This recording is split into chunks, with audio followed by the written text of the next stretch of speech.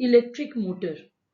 A device which converts electrical energy into mechanical energy is called as an electric motor.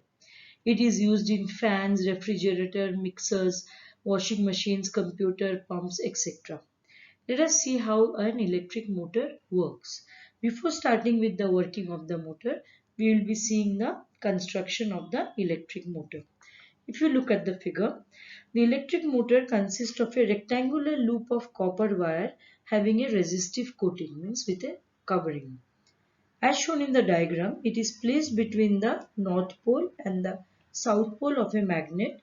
Normally it's an or usually it's an horseshoe magnet. In such a manner that the branches A, B and C, D are perpendicular to the direction of the magnetic field.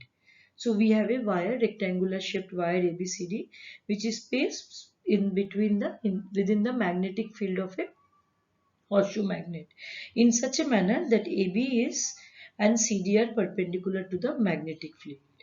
The two ends of the loop are connected to the two halves X and Y of the split ring. If you look at the diagram carefully, there is a split ring. Split ring means it's broken from between.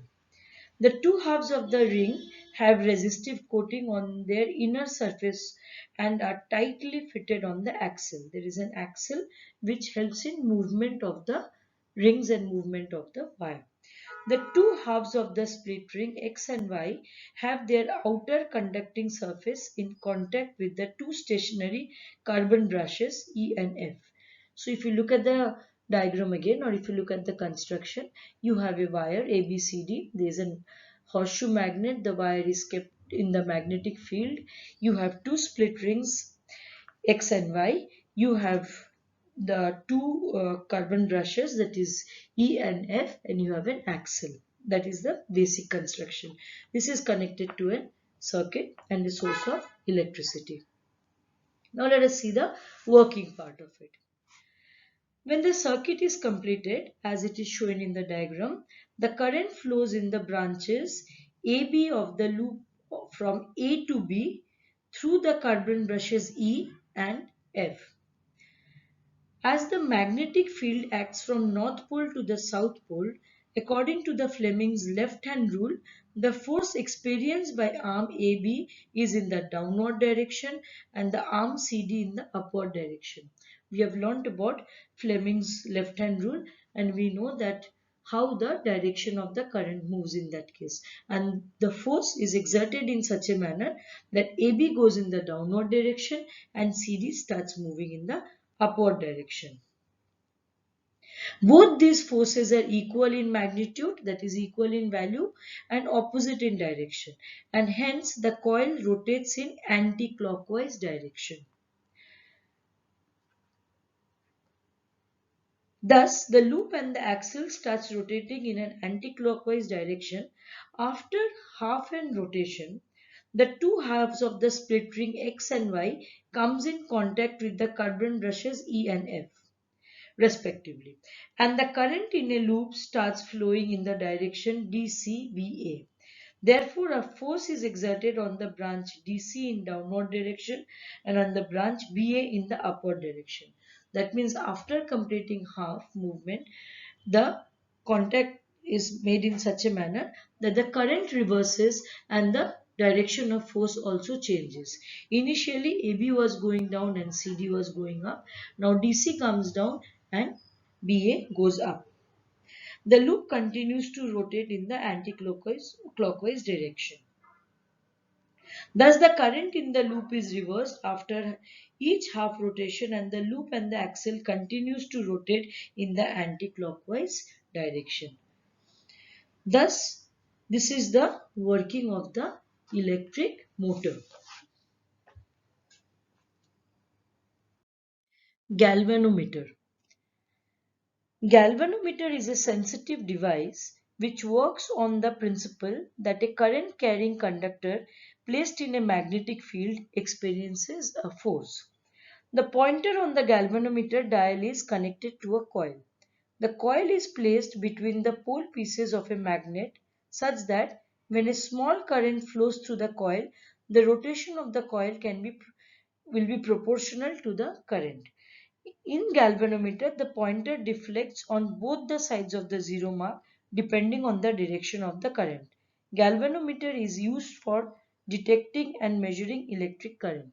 If you look at the picture, there is a galvanometer shown. This is actually an instrument which helps in finding, that is detecting and measuring even a very small amount of electric current also. Now the pointer is in between. There is a positive on the right hand side and negative on the left hand side. Based on the direction of the current, it can show a deflection on both the sides. We will be conducting or reading two experiments to understand how this particular thing works. Look at the first experiment where it is given try this 4.15.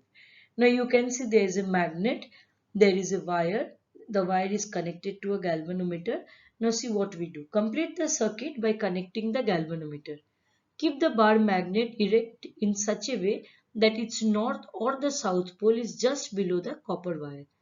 Now, if the wire is kept moving from A to B, like an oscillator, if you keep moving it, the pointer of the galvanometer gets deflected.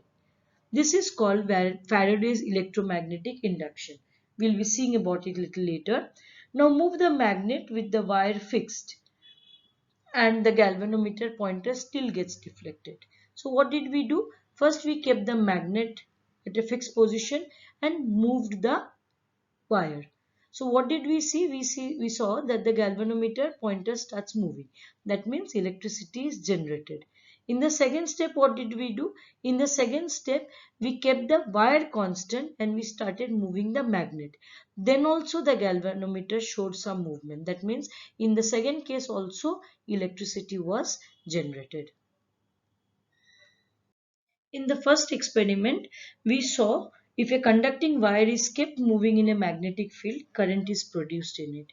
In the second experiment, we see, if you see 4.16, in that second experiment, what we can see is that, suppose if the current in the coil is stopped, the galvanometer stops.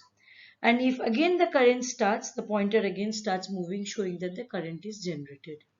In the second picture, that is 4.16b, what we are showing is when the electric current is flowing through the solenoid coil and the coil is displaced, that is coil is moved with respect to the galvanometer, then the current is produced in the coil.